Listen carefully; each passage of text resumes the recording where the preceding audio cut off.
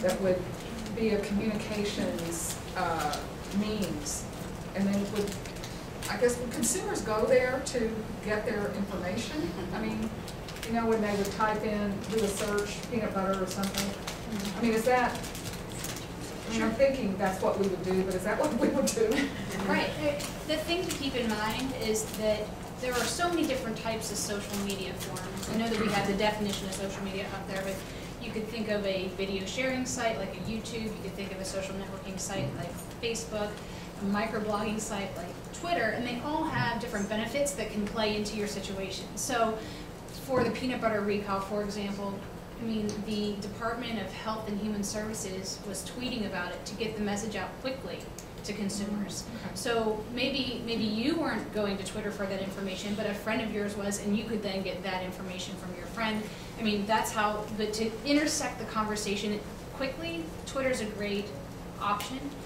You know, be careful on overusing Twitter though. I mean, you want to make sure that you're using it, any of the social media outlets in a way that's going to be appropriate for the scenario. So YouTube videos might be appropriate in, you know, for these CEO apologies. We have a Hall of Fame at Nielsen Online for CEO video apologies. Pointing out the pros and the cons. A pro is just using video to begin with. It adds a personal factor to it. It's not just a stark letter of apology on the corporate website. It helps to communicate with the consumers that, hey, we're right there with you. This is the situation.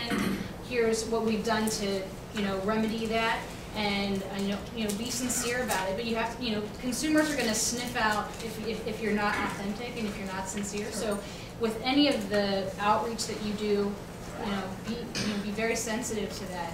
And I mean, I don't know if anybody else wants to know. Yeah, I was going to say, with the peanut, if you don't know our brands, we had, unfortunately, 2 of our businesses did have recalled products.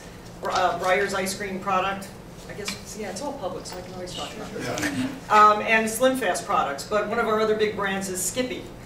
And whenever there's a recall, I don't know why the network news insists on showing the retail, and yeah, it's Skippy, Peter Pan, we're there, and we weren't being recalled. We come from a very conservative company. We're not very good about being proactive that way, so I probably even today would still be sitting in legal to see if we could put something out on Twitter or tweet. But what we do at least is we set up our own internal Google alerts. I mean, it's rudimentary.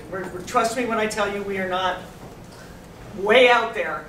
And what it did come up with is a lot of the people were blogging about the fact that Skippy was involved. At least what that allowed us to do is to say, even though that brand wasn't involved in the recall, we need to put a statement on that brand. We needed to change our IVR. We needed to do some proactive mailing.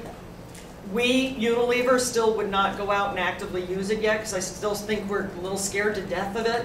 So we haven't done it, but you can still monitor it to see if you need to do some protection on your other brands and then to change your older forms of communication that are already in place.